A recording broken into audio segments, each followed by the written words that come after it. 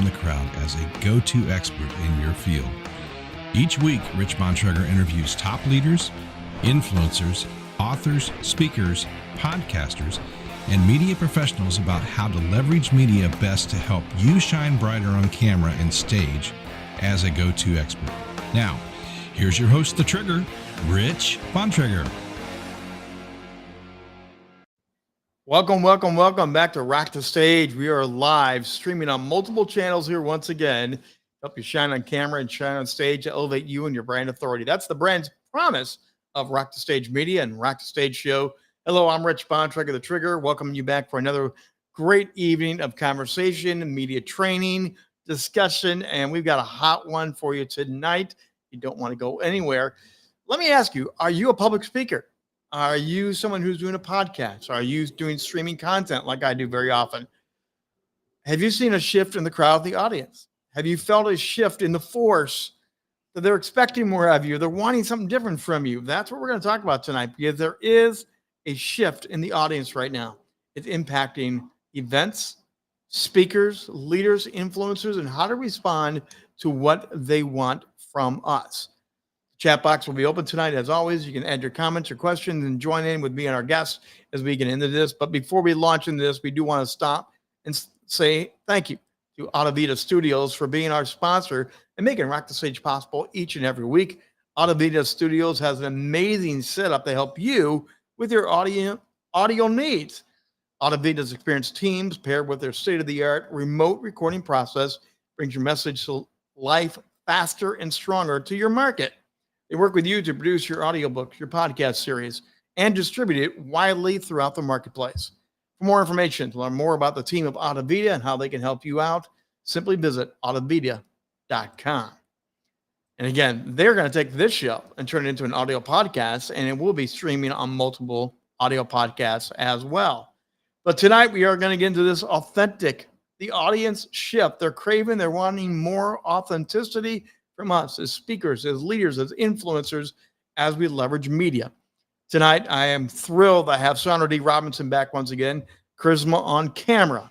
Sandra supports brilliant leaders to shine in personal communication, corporate presentation, on camera and media training, speaking mastery, stage presentation, and even slide creation as well. She's an actress, and her years of Hollywood television acting experience, as well as her personal brand coaching, help you level up your personal presence on camera and off. And she helps you deliver and shine brighter to knock it out of the ballpark. Welcome back, Sandra Dee Robinson. Hey, I'm getting used to this. I'm getting used to like hanging out here with you. It's cool. Hi. And Jan's letting us know it's start time. It's Wednesday night, 7:00. It's start time. Here we go, everybody. Sandra Dee back with us, and we are going to officially bestow you with the most frequent appeared guests now on the show. You are now the frequent flyer on Rock the Stage. Great. Do I get a gold card or money back? Anything? You get free access. You're going to get free access, and you always bring great stuff. It's always a fun conversation, and we're here to help people out. And again, you do things similar but different, and we really mirror each other very well. We do. And it's so interesting because, I think that if we were competing for clients, some people would look at that and go, well, you teach on camera and he teaches on camera, so therefore you guys shouldn't be talking to each other. I'm like, no, that's such a poverty mindset. I think that the two of us can help more people in sync, and sharing our stages, so to speak, whether it's virtual or real or whatever, which we've done. I mean, you've run my live events and you've been on them as well. So we've shared my stage and I get to share yours. And so that's kind of what I think it should be like, Well, and again, that's where the no competition, the complimentary attitude is a big part of this discussion as well, because as the audience shifts, as we're seeing, and this is really, it was beginning to happen pre-pandemic, but pandemic brought us in closer through the camera lens. We all were home. People didn't like it at first, and they realized we got to see each other in our home with our dogs, with our family. We got to see your DVDs in the back wall, and the intimacy barrier opened up. Yeah. And now people don't want to go back to the status quo the way it was. So let's start there. How much do you think was already coming in? How much do you think this is a new explosion? I'm so glad that you asked me to talk about this topic because it seems so timely. You know, I've had a few, and one Hall of Fame speaker actually have this conversation unsolicited with me, saying that he and a major team member that he has had gone to several conferences within the last couple of weeks, and he said, "I see this trend." Now I'll get back to that. It was a trend that they both said, "This is appalling. This is horrible." And I think back on what they described, and I think back on how I started speaking. So when I fell into speaking, and I really did fall into it. Somebody said, "Can you speak for an hour? Can you sell into a 3-day, a 3-day retreat event kind of thing?" And I'm like, "Absolutely." I had no idea what I was speaking on. I was like, "Sure, I can do that." And I ran off and found the first person that I thought would be a great coach for me, and I hired them. And I remember her saying, how expensive she was, and I kind of swallowed, and I was like, really? But it was worth it. When you get a good coach that sets you up well, it was worth it. And that's what actually started my speaking. At the time, there were a lot of people that were, you speak on my stage, I'll speak on yours. Kind of like I said that you and I were doing, but it was different. It was all about selling from the stage. Yes. It was all about, you sell, I get a piece of what you sell, so you sell more than you even have sold before, so that I make more money. And there was something very salacious about it, and that was all I knew. That's kind of how I fell into it, and so I got used to that. I taught people how to do the clothes, and all of that stuff, and I made some money at it, but it always felt a little bit wrong, Yeah. because the second that I started really traveling around to different states and spending time on stages with other people, it became really obvious to me, Rich, who was being trained by what school. Do you know what I'm talking about? Oh, yeah, totally know that, especially how the broadcasting. If you lived in the upper Midwest and you're, hi, welcome to Z105, great to have you. It was Brown Institute, and you all knew it was Brown Institute, and they cranked them out. Same in the speaking world. It's happened there as well, hasn't it? Yeah, it's happened when I started first teaching people on camera. I was getting a lot of clients from a very popular TV hosting school. Let's just leave it at that. And they were all coming in with the same programming. None of them had any personality. You wouldn't say, as we're talking about authenticity, none of them were even brave enough to show any element of who they actually were, because they were so afraid to vary from what had been their choreography. This is how you do it. Don't vary from this. This is the blueprint, right? We've heard that. This is a blueprint to your success as a speaker, your success as a presenter. And I would have to bring these people in and allow them the freedom to be themselves. Yes. And that's when they started booking. It wasn't when they were coming in doing everything what they thought was going to be perfect. And I went through the same recovery myself, so I'm a little allergic to it. I'm a little biased. But to look back and see what people had done as far as the selling from the stage, taking on those other personalities that were not their personalities, and realizing that at some point, maybe like you were saying before the pandemic, that started to kind of drift away. Yes, I think it did. I think there was a beginning to be a shift, and I think for our speaker brothers, we're both public speakers. We both use the stage many different ways, but I think there was a shift of camps of, we're gonna be big and we're gonna be rock stars and we're gonna like wow people. And then there was a beginning shift of people saying, you know what? I just want to get on stage and tell them the truth and share my heart. And I think there was a little division happening between which way we're going to go. I think that was the disruptor. I don't know who we can credit for it, but I think somebody came along and it was a disruptor. And all of a sudden, and I know for me, I didn't like the feel of selling, selling, selling. I didn't like the feel of having people kind of jump in and want their affiliate chunk. And I really didn't like, I went this whole way. I had my own stage and I had people on my stage. Yes. I did that whole thing. And live events, 3 days, tons of stress. And for the most part, I don't regret doing it, but it was so difficult when I would have people on my stage that didn't deliver what they sold. And that was the beginning of the end. That's when I was like, you know what? That's what authenticity is not. When you get up and you sell something that you can't deliver, that has no value, or you leave people up in the air after they've given you money. and my name is associated with you. That was when I took down all of the aspirations of having this big, wow, 3-day thing and just started speaking. That was what happened for me. And I think that happened for a few other people as well, where I just went, I don't want to be responsible for anybody's experience except for the one that I bring.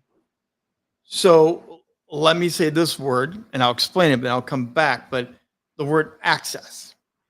We Mhm. got access during pandemic to rock stars playing acoustic guitar and singing to their Intimate. dog, right? Yes. We got access to people walking and talking with their husband or wife that we'd never seen on camera. Right. We got access and we began to hear and see a different form of the stars, the celebrities, the authors, the speakers. And again, that access, I think people were like, I think I finally understand you. And I don't think we can go back from it. I really don't think that access, when I say the word access to you, what does it mean to you, Sandra? Well, what is access as a speaker, actress, performer? Access means two things to me, honestly. Access means when you build the relationships, which is a big part of everything that I teach, relationship building. When you build the relationships, you then have access when it's a trusted relationship. I mean, not just, hey, I have you in my phone book, I mean, like literally when it's a trusted relationship that you can call, they pick up the phone, they will help you, whatever you need. That is access to them and all of the people that they can afford to. I got an introduction today to somebody that I am actually really nervous to talk to. And it came because a mentor of mine said, "Would you like access to this person?" I'm like, yeah, and there's that person for every one of us, I'm sure. But that's one aspect of access. The other is what you're referring to, which is getting to see behind the curtain and realizing, the thing that sold some of the sleazy magazines were like, I think, who was it? It might have even been, no, it wasn't In Style. I'm trying to think it was Star Magazine or something. They had a section that said, the stars are just like us.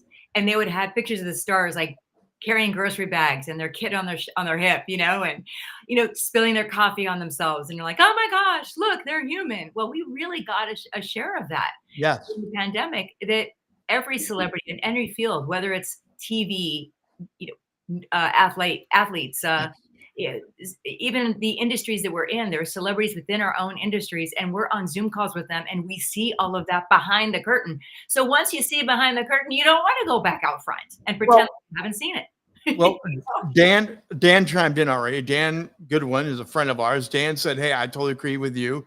Lewis is dropping in. He's talking about access and quality of content. Yes, yes, yes. This is what the shift is all about. Yes. It's like when you watch one of my all-time favorite movies, Lord of the Rings. But I buy the deluxe pack with all the behind the scenes thing. I want to know about what a workshop. I want to know about the stunt people. I want to know about all this. And when you get hooked on that and you get it like we have now, Yeah. we have to keep driving the bus that way, because if you turn it away, they will turn away. So pandemic also brought out smaller venues. We learned that we could not have 2, 3, 5,000 people come to a convention for a weekend. We learned that the rooms are going to be limited capacity. So even our presentation, even the way we come off on stage, Yes. had to adapt. Had to change. And that's been a hard one for the event runners, because they've told me, we don't know what to do with this new intimacy kind of 500, 300 people thing. And the speakers are like, I used to project. I'd be Mr. Drama, because the Jumbotron would cover the 3,000 person room. And Now it's it's much. like, yeah. And then now Yeah. it's like, I've got to sit on a stool and feel like I'm Yes. talking to you in my backyard. Yes, absolutely. That's 100% it. And here's the thing that I think is interesting. It's scary. It's Yes. scary to a lot of people because they can't hide behind the big persona and all of the action and all of the pizzazz and stuff maybe that they used to have. They have to actually sit down on a stool and talk like they're in their backyard, right? Or in their living room. Right. And that's vulnerable. That's very scary for a lot of people. That was the transition that I had, going from being an actress to being a speaker and having my own voice. I was borrowing fake people, characters to hide behind. And that felt good. Putting me out by myself in front of in front of an audience with a microphone the first time, I literally blacked out. I mean, that is a very scary transition. And even if you're an experienced speaker, to take that vulnerability and crank it up to the point that it may be cranked up for them now, that requires a little bravery to be able to sit there and have a serious conversation that's real. So your transition, and I want to dig into this just a little bit here, if you don't mind, because your transition from actors, people that may not understand, it's cut, stop, cut, stop, cut, stop, move over here, relight. 2 hours later, you're back in the same scene at a Yeah. different angle, cut, stop, cut, stop. But when you're on stage, it's a unscripted, sometimes scripted perform. You go. And now the crowd is literally, and I've had this, and I've always done this with myself. I've always loved when I ask a question, it's not a theoretical question. I literally am saying, someone's screaming out, someone respond. More and more of us are going that direction. Yes. So it's not like your TV time of cut, stop, get it right. It's whatever happens, happens next. And that had to be a hard shift. Yeah. And now all of us are going through that same hardship together. What would you say to people that are literally not sure where they present, how they speak, how they show up? What would you say to them? Well, I'll tell you this. Let's go back to an observation. Okay. When the CEO that I mentioned, a Hall of Fame speaker, sat with me and unsolicited, and he didn't do this just once. They actually repeated the conversation a second time when I sat with him. So it really affected the two of them sitting in 3 conferences and seeing the handful of speakers that did this. And you know what they described? The way it used to be. They described the way it used to be. So there's a handful of people trying to do the disruption back the other way, and it's backfiring. Because here it is, he's a Hall of Fame speaker, and he's going, they're up there, and he's giving the whole like, oh, here's my sob story. Let me start selling you immediately when I get up there, and I'm going to sell you into a bunch of stuff that I have no right to sell you. And they were just burning up. Like they thought it was rude. They thought that it was out of integrity. And I don't know who these speakers were. I didn't ask. But it was interesting because they said there's a handful of them, and I guarantee they will never hire them and they'll never forget them. But I think that that is why they noticed them, and it was not in a good way, because we are looking for that real connection. And you did mention, but I have a piece of what I do. If anybody looks me up on LinkedIn or on my website, you're going to see horses all over it and go, what the heck is this all about? So I incorporated a love of mine, which is love of animals and nature and horses in particular. And I work with people on communication in a very obviously nature-based, natural way. And so I bring in leaders from all different industries and their organizations. And I have them basically work on communication and leadership, body language, energy, all of that, really down to basics, and talk about feeling vulnerable. I mean, brutal feedback from a 2,000 or 1,200 pound animal, but they learn right there and then what their energy and what their truthfulness does, because nature, which is represented in the horse, will walk away if you are inauthentic. If you pretend, that horse is like, yeah, I don't trust you, and they walk off. What audiences do, yeah, I don't trust you, and they click off. Yes. Same thing. So when people realize that, they change the way they're being. They change the way they're acting, but they mostly change the way they're being. And I think I have seen some people in that transition become very brave and very grounded in how they're moving into their leadership roles. And if they're speakers, they're going to take that to the stage as well. So Lewis is chiming in, and he's going exactly where the next part of this was going to go. And Lewis, so great to have you with us tonight. And again, please keep the comments of the question coming in. But storytelling in a large audience, you can get away with a quick little story, a high energy. You can get a quick little laugh. However, when you are in more intimate, they want to feel it, sense it, taste it. It's more of a sensory story, not just a quick story. You want to pull them into the element. And I've gone to the edge of the stage. I've sat on the edge of the stage to make it feel like I'm literally sitting down with you talking. Yes. I've walked through the crowd. I've broken the glass. Yes. People are screaming for that now. Literally, if you just tell the story and move on to your next 5 points, it has no value. But like Lewis's point, it's the deep communication. They hear your heart. They feel your angst. They can be in the moment with you. And the better you learn the storytelling, the more everything comes alive. It's much more visceral for everybody. So in these more intimate settings, you can get away with a lot of intimate storytelling, Oh yeah. but Yeah. you have to break the mold of what you're used to by standing back, and you got to get right in there with them.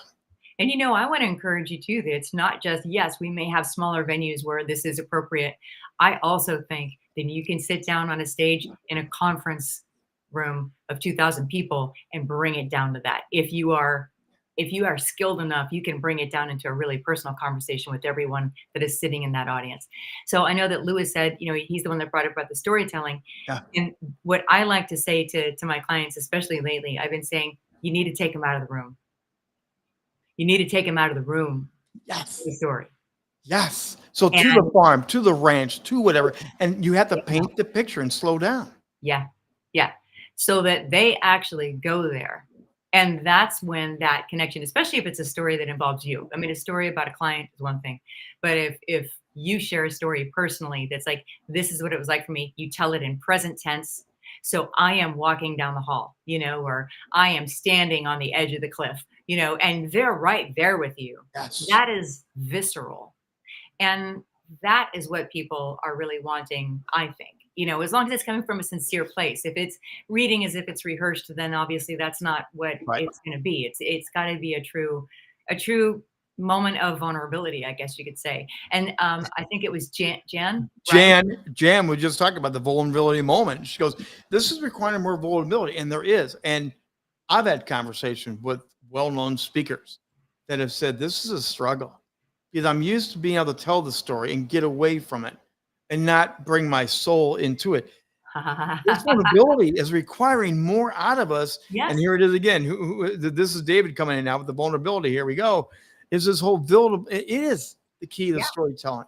You can tell a story, and you have some that are probably home runs. You're going to pull them out. You coach people on how they'll have that home run talk, but the story's got to come alive every time. Yeah. A little bit different, a different tone flux, a different reaction, a different facial movement, and it's not even like you plan it, but you really live this The again, moment. and it is vulnerable when you relive it, and you have a mic in front of you, and you go, "Bleh." Yeah. And there is that moment where you go, I don't know if this is gonna go. I think we've all had that, like, I'm gonna tell this story, but I don't know if it's gonna land. And Right. especially when you try the story the first time. I remember the first time that I had given, somebody gave me permission to tell a piece of my story that I had been holding back. And she learned it, and she was a speaker coach, and she came up and as a friend, she's like, you need to tell that. I'm like, oh no, no, that's horrifying. No, but a thousand reasons went through my head, a thousand horrible responses of what people would do. And the interesting thing is, as some of you probably experienced if you're speakers, when you share that thing that you were so afraid to share, suddenly you attract the people that you really are there to help. I had so many people walk up to me after I took that one little, put my toe in the water of telling that little bit of my story. I'm much freer now. I don't care so much anymore. But that one time when I just like gave it a shot and I realized how many people came up and said, oh my gosh, I had the same experience. I had the same thing happen to me. And that was when like, all right, that's where I got the courage to continue to go down that path. Right. So it does take a little bravery. Well, and Daniel is with us tonight. Good to see you tonight, our friend. Again, he is an author, and this whole idea of writing the story, and yes, you rehearse it, you craft it. But let me tell you, folks, I have go-to stories about my stutter and overcoming the stutter and things like that. It's never the same twice. It's not a pat layout that I know we're going to take off and know we're going to land, because I do relive the Yeah. feelings, the ridicule, the laughter when I tell it, and I never want to lose that. And that's what people are trying to avoid, the emotional recall, because Yeah. it is a smaller, more intimate crowd. You cannot fake it. When you tear up, they'll tell if it's real or not. As an actress, you know that. You know Oh, when you can pull the tear up, or yeah. you can know when you're in the moment and everyone goes, "Oh wow, I'm feeling it with you."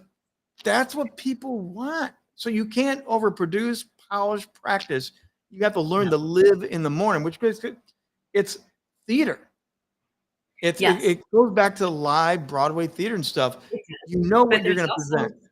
to protect ourselves as speakers, there has to be that element of control, that emotional regulation. Because I've Yeah. had people as clients, and probably you too, that have come in with a story that they can't tell just yet because they No. can't get through it. Right. And So learning how to regulate through that before you get out there. So there's a line, of course, when it comes down to being vulnerable and being in control. Like you still have to have that sense of like, okay, I'm going to tell this story and not lose it completely, because the audience will then go to a different state of mind, and that's not where you want to have them. Can I point out something that somebody gave here Yeah. earlier? It might have been Jan, that, and I had mentioned this to you before when we were talking about doing this show, that I think that one of the reasons that like people are like, what is this shift actually from? Partly from the pandemic and having the veil pulled away and seeing behind the curtain and wanting to know what the real story is. But I think there's also so much going on, and she referred to the news and this feeling of overwhelm and darkness that is around so many. And if you really want to go into that, I mean, you look at this scary statistics of even teen and now kids suicide, right? A friend of ours that we both know is just enrolling me in a new campaign to try to help prevent children from killing themselves. There's a lot of darkness out there. We've got war, we've got recession here in the United States. We've got a lot of things that can really have people feel like there is no light. If you show up as a light and somebody, they're looking for light, they're looking for somebody they can trust. And I mean, I am. You probably are. I mean, Yes. We don't trust the media anymore. We don't trust a lot of our leaders in DC. I mean, you know, we want to, but we've been burned. And so I think we are really actively looking for somebody that will be truthful. And if you are able to go to that space and have a real conversation and connect with people in vulnerable state and be, you know, to the point that you can actually lift somebody up, they will go there with you and they are hungry for it. I think that's another big reason why people are, you know, audiences are really looking for something that is true. Oh yeah, totally agree. Especially the climate here in the States, the news cycle, the politicians have destroyed the authentic. We both coach sound bites. They are important to have good sound bites, but sometimes the magic is the sound bite doesn't land, but something else magical comes out of you. This is a lot more impromptu. So with some more time left that we have here to talk, I'm curious, what would be some insights, strategies that we could help our brothers and sisters, even the event planners don't know what to do with the small venue.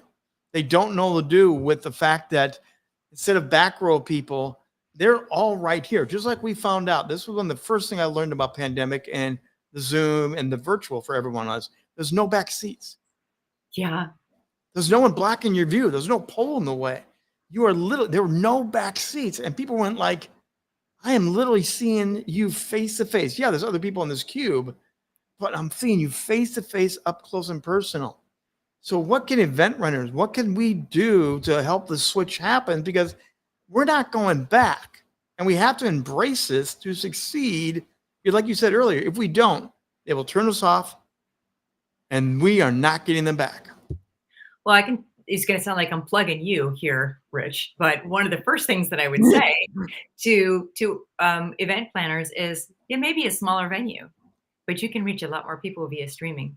And there are a lot more people that are willing to do that. I mean, I go up to Dallas. I live in Austin, Texas, and I drive up to Dallas at least once a month for events. And they are still doing hybrid events. And I know people that are within driving distance, like I'm within driving distance, but in Texas terms, that's 4 hours. So it's like, I mean, like within a day's drive, you know, an hour's drive. The country of Texas. That's what we're talking about. The country of Texas. The country of Texas, exactly.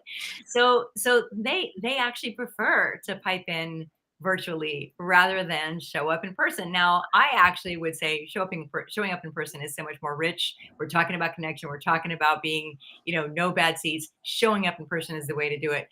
But people are now really comfortable with sitting at home, having their coffee, their glass of wine, depending on what time of the day or night it is that you're doing your presentation. And you may have a lot wider audience, a lot wider reach than you could have ever had when it was just live. So you can go from doing a 2,000 person conference to doing a, you know, 50,000 person audience. Well, that's where Daniel's going right here. Daniel's asking the question, what type of venue are you looking for? Because now we all have a stage. Yes. No one has to travel, do anything. You all have a stage. Now it depends on what you're going to do with the stage, but we do have it. So Dan's question here is very good. What type of venue are you looking for? And do you think it's only the 3,000 person crowd that can grow your brand, sell your books, elevate you? No. Some of the best musical concerts I've seen are house musical concerts where the guys just come on in. It's 15 of your friends and neighbors in the backyard, maybe in the living room. And they said, we're just going to have a casual time. Ask me to sing a song. I'll tell you a story. And they're unplugged in a small venue. I have friends in Nashville. They said, I'll take that concert over the mega stage any day. Any day. Yeah, absolutely. Absolutely. So, Rich, what would you suggest to people that are thinking about being maybe a little bit more intimate in their presentations? One of it is you do have to go back to the first person conversation that you touched on. Your communication language needs to change. It's I, it's you. You may not want to give full names. You may want to change the addresses and things, but you do want to be as real as you can. Steve and I can remember doing this with Steve. You want to be as personal in your storytelling because we've been taught to play it safe, speak in generalities. But when you can bring more of the I and you, oh, wow. I've got a talk that I do that I talk about the weight that we incur in life, the burdens, the trash, the pains. I literally will put a backpack on, 50 pounds of backpack, and I'll talk for 40 minutes. I'll go down the audience and I'll stop and say, hey, you want to pull out a rock? Now I've talked about pain, struggles, all sorts of hardships. And every time it happened, they're literally now in the moment with me, pulling off the rock out of there, and they hold it. And I just go on and I keep talking with the mic on, go to somebody else. So they're left with this rock. Yeah. They're now thinking about their life, their family, their marriage. And I go around until the backpack's empty. And everyone's got rocks now. And I go on stage and I talk about, I felt the weight for 40 minutes. I feel like I'm going to fly off the stage right now. I'll be like, let go of my junk. And I got real with you. And people are like bawling, they're in it. And now they have something to remember of the intimacy. You can do that in a lot of different ways now to be that raw with people. And they're ready to receive it. They're actually ready to be in the moment with you. Yeah. And I think you mentioned something once before about questions to the audience. And, Yes. I said this to someone just the other day, new client that's starting, and I said, don't worry, I'm not going to give you the questions that you've seen before. Like, with all due respect, is that a yes or yes? Like, you're not actually waiting for an answer. It's a total, yelling to the air, expecting the audience to react in a Yes. universal way. They really want somebody to look and go, how many people understand that?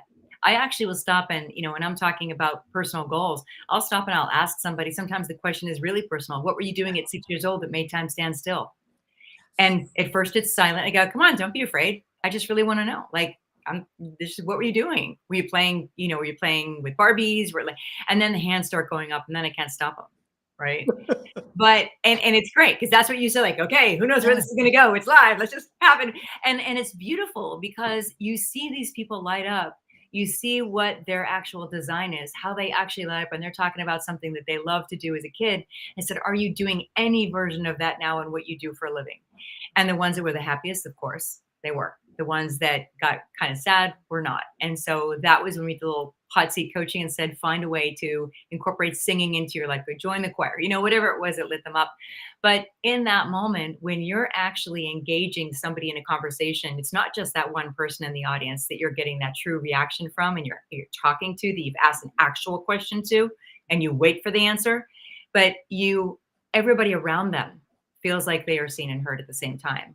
So Yes. to practice this, go through your grocery line. And when the guy or the woman that's checking you out at the grocery store goes, how are you doing today? Instead of going, fine, how are you? And not even looking at them, go, fine, how are you doing? And actually look at them and wait for an answer. Eyeball to eyeball, which is what, Dan was saying. We learned through the pandemic that we can connect to the screen because we are eyeball to eyeball right here. And Dan's you're absolutely right. People were not ready for that. And the intimacy factor and the depth got way deeper. Also, David's chiming in. People are tired of the BS. They are tired of let's cover it up, let's sweep it away. I talk about rip out the mask and let's get real. It scares the daylights out of people. Now, one way to do this, and again, I'm thinking both live audience with small audiences, you literally can say, got a question, here's my cell phone.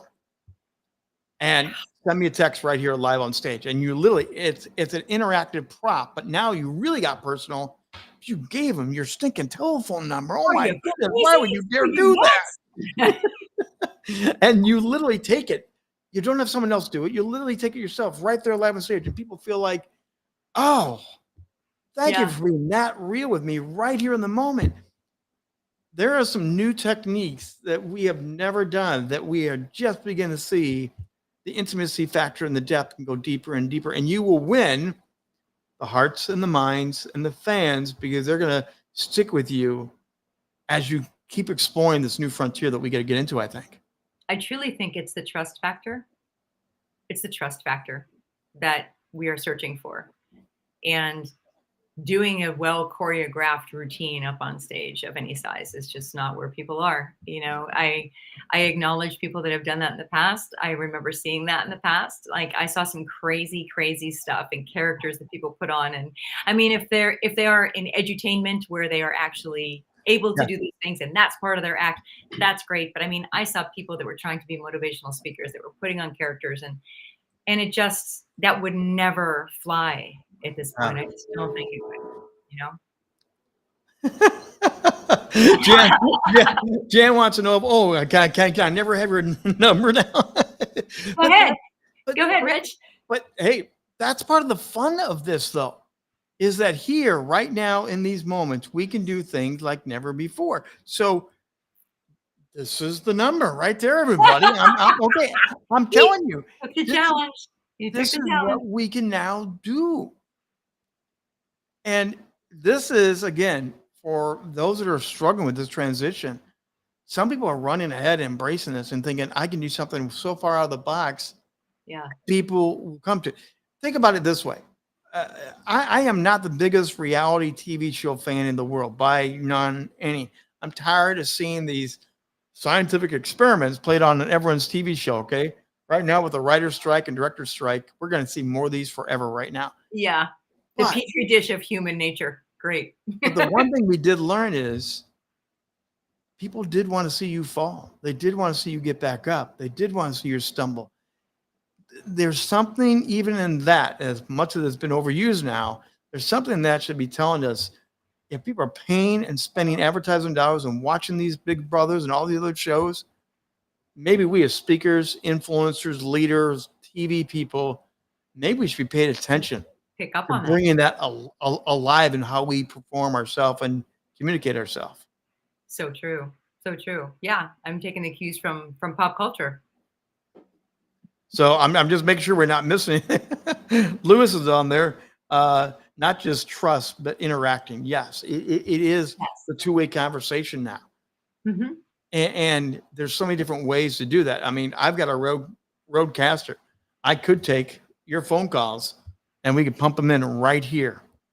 Haven't done it yet, but Rock the Stage is thinking about those things. We really could have you say, dial the number, and I could bring Jan up or bring Lewis up and say, hey, Lewis, you're with us tonight. And we could have that because Restream doesn't allow that physical face thing, but the chat's alive, but we can bring you audio right in. There's so many new ways to have it be in the moment and be real. And what's on the forefront is changing all the time. I mean, that's Yes. that's your expertise. There's one thing that maybe we should address because people will say, I'm afraid to be vulnerable. I'm afraid to tell the story that, is behind maybe the story they told was at the 30,000 foot level. Yeah. And where we really want to be is at like the 1,000 foot level, right? We don't need to be actually in the grind with you, but we want to get that feeling of what it was like. Yeah. Whatever thing was that you overcame. And people are hesitating, go, well, what if? What are the what ifs, Rich? Like, what if I get persecuted? What if people make fun of me? What if it falls flat? What do you say to that fear, which is, I'm sure, is in some people right now? Number one, I say own it. Admit it. In fact, I just got a text from Hugh Ballou. Hugh, great job, everybody. Right there in the moment. He's just saying good job. He's enjoying it. But he just wanted to prove he could do it. I do think we have to own it, that some of this vulnerability will be scary. I went through a divorce years ago now, but I was not ready to put that on the stage to protect my kids because we did have an amazing family, the stories, the memories, everything. There were so many reasons why not to put that out. And at the same time, when it finally came at the point where we could put it into the narrative and I could share it with not getting crazy or disrupting my children and other things, it was a big lump in the throat the first time I said, here's the pain of a divorce. Here's the pain of a father missing a Christmas, an Easter, a graduation. The first time you do it, it is going to be a big gulp. Yeah. But like anything else, you got to take out the Band-Aid sometime and go for it. And if you've gone through any of this, if you know what it's like to do that vulnerable thing, the next time is easier and easier. And again, your followers, your fans, your readers, they will love you even more. There is, when you start to tell a story and you say, I haven't told this before, so give me I might need a moment. It will be silent. Am I right? Yeah. Yes, it will be. Yeah. You'll have everybody. And I'm not saying that you should do that as a manipulative move, but I'm just saying that, like you said, own it. You say, I don't know if I can get through this story, but I feel like somebody here needs to hear it. And you share that story. But you say, I need a moment. You're going to have everybody there. And like I said, there's that balance. You don't want to be falling apart. But it's okay to just say, first time I'm telling this may not be so comfortable for me. Well, and again, usually I'll pull up a stool and I'll do something like that. Lisa's chiming in here. She's been doing video for a long time, but yes, the power of intimacy through a video, even if it's pre-recorded, you can still bring the intimacy alive. I mean, TikTok has exploded. Instagram now with the reels. So people dig that. It's not that they're overly produced. They're very simple. Hi. I mean, I just did one the other day down at the metro, hanging out in the metro station. NOAA weather is just around the corner. So I went around the NOAA weather, sat by NOAA weather, and did a live. People are clicking and going crazy. I didn't know NOAA weather was around there. Oh my goodness. This is where you can do it through video. There's so many different ways. You are not limited. In fact, I think in some ways we have more opportunities to be more authentic because there's more venues and vehicles. You're not just limited to the big stage where we started the conversation tonight. It used to be the big bank, the big stage, or nothing else. We have many, many ways to do this. And it's up to you to figure out what's going to work for you, for your personality, for your brand, for how you best do it. Yeah. It was interesting. I had a gentleman today that I spoke with, and he 2 very successful companies, media related. And he said, I'm getting the feeling that I should put my own brand out there, but I'm afraid, he was afraid of how to do that and keep everything in alignment. I go, you're keeping it in alignment. And he told me some things about himself that were, his personal life, which were amazing. And rather, I would say to most people would seem exotic and aspirational. The guy says his life was extraordinary. And what he had accomplished personally was extraordinary. And I was like, that is what you need to talk about. And even though he didn't tell me that he had been tortured as a child or any of this stuff, right? Yeah. It was really, personality building, character building stuff that he had experienced growing up, but he was so worldly from it. He had accomplished so many things because of the skills that he had to learn and the way he grew up. He still hesitated, like, well, I don't know if people want to actually know that. And I'm like, that is considered so exotic. Like sometimes what is so close to us, we don't even realize is so amazing for other people to experience. And so, that's something to consider as well. No, and that's a great point to kind of land the plane on here tonight, because for us, we're aware of our pain, our angst. The stories have always been in our head. It's been a part of our lives. We're thinking like, they already know that, or they don't care, or they won't understand.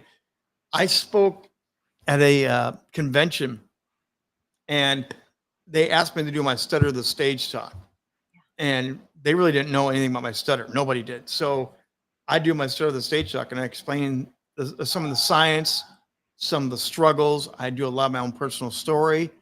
I had so many people come up to me, Sandra, and say, you never stuttered once on stage. You don't stutter. That's a bunch of crap. I said, oh, no. I just have learned how to do this the whole time. I am editing my talk. I am making it up. My stutter is still very strong. And when I talk to my mother, she stutters. My friends all know when I talk to mom, because this tongue doesn't work as well after I talk to my mom. And it's true. So people now understand and they like that they hear about that. The professional broadcaster, the guy on TV, Yeah. he can't speak. Hey, we all blow it, people. We all blow it. But the fact is, the intimacy factor now allows us to tell that in a way that people can get it and they actually identify with you more by putting those cards on the table. Okay, so Daniel's like, Rich and Sandra for president 2024. Well, we get the trust vote out of what I've seen so far. So maybe. By the way, Sandra Dee Robinson, again, she's a charisma coach. She's been an actress. I actually went back, true confession, and then we'll kind of wind this down. But I went back and I watched her on Criminal Minds. Oh, was One of my that all-time favorite shows. where they ripped my face off? Is that the one? Yeah, I died a lot of really exotic ways on these shows. Sandra Dee Robinson, again, she does have a newsletter. So tell us, what's the newsletter about and how can we better connect with you? You know, talk about being vulnerable. This I will be, because this is our topic, I will tell you, this was a really scary thing for me to do. So I ended up connecting with an amazing coach. His name is Kevin Friedberg. Give him a shout out. And he's like, you should do a newsletter. And I'm like, yeah, I used to think I was okay at writing, but I don't think I am anymore.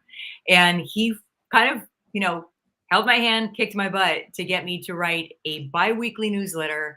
And it has totally changed, number one, what I know about my community, because I ask for responses. Yes. And people respond back. And when it hits them, and sometimes I'll be honest, I set a timer. I just took it away. I usually have it here. I set a timer for 25 minutes. I write my newsletter, even if it's not perfect or I want to sit there and massage it and freak out over it. I hit send and I try to forget about it. That's what we're talking about being vulnerable, because most of the time these newsletters are my personal experience. It's something that I have overcome or I'm seeing somebody overcome at the moment. And they're pretty real, you know? And so twice a week I put these things out and I'm getting such amazing responses, and not like, Sandy, you're so great, but comments like, you're inside my head. Thank you so much. This was so timely. I really needed to hear this today. And that's all I need to keep going. And yeah, I have a coach that says your writing is really good, and that's lovely. And I have a new book, you know, thing coming out. So that's great. I think my confidence has increased. And so I'm glad that I took this leap of faith, this vulnerable step. And I'm learning so much. And I think that's what's going to happen when people let themselves be a little more vulnerable up on stage, wherever that stage is, virtual or real.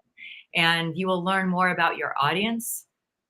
And that relationship that you build with them will be that much richer. So there you go. Hit the QR code, subscribe, and it does have tips and tricks, but it does have her personal journey in it. With, again, it's another new way that we can communicate together. It's another new way that we can share and put it out there that people can digest, because people are trying to figure out, as we discussed at the very beginning here tonight, we're trying to figure out this new journey of the intimacy factor of the stage. Yeah. And the stage now is, we're trying to figure out how to be human on a stage. right. Which always has lights, cameras, big screen, small screen. There's always the new media side is always integrated with this now, but there's also a desire to just keep it real. So true. Thank you, Sandra Dee Robinson, for joining us tonight. Thank you for being a part of this special conversation. Again, she will be around. She's now the officially designated most reoccurring guest here. We have a seal of approval from Rock the Stage Media. Sandra Dee Robinson. Hey, by the way, again, everybody, we do this every single week, 7 o'clock Eastern time. And we are going to be making some changes at Rock the Stage. We are going to keep you informed of that. But we would like to make it easier for you to find us, to listen, to get the good content. And we're going international. We are lining up international guests from Australia to the UK, some other countries that are already in the pipeline as well. And we are going to take this global, which is fun, as we said, partly afraid, partly scary, because you don't know what's going to happen when you start playing in a new field like this. But that's part of the direction of what Rock the Stage wants to do, to help more people, once again, shine on camera, shine on stage, and elevate you in your personal brand. That's going to do it for this week. I'm the Trigger, Rich Bontrager. Thanks once again for Sandra Dee Robinson. And I promise you, she will be back again with us. And Jan, you get the final word one more time. Thank you very much for joining us here, Jan, and everybody else. We'll We'll see you next week, 7 p.m. Eastern time for How the Rock the Stage show.